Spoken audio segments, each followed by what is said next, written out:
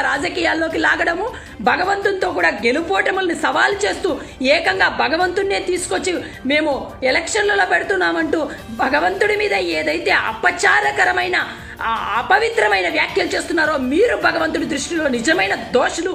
కేంద్ర జల సంఘానికి లేఖలు రాసి ఈ రాయలసీమల మధ్య కులాల మధ్య చిచ్చు పెట్టి రెచ్చగొడతాడా?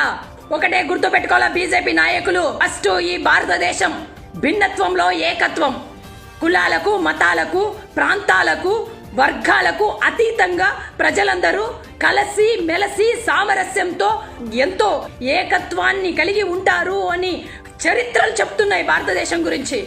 ఇంతటి గొప్ప భారతదేశ చరిత్రను మంట కలుపుతున్నది బీజేపీ పార్టీ కాదా? మీరు ఇలాగే మీ మత ప్రచారాలు చేసి ఈ భారతదేశాన్ని నాశనం చేయాలంటే భారతదేశంలో ఖచ్చితంగా ప్రతి పౌరుడు మీకు రాబోయే రోజుల్లో బుద్ధి చెప్తారు. జాగ్రత్త.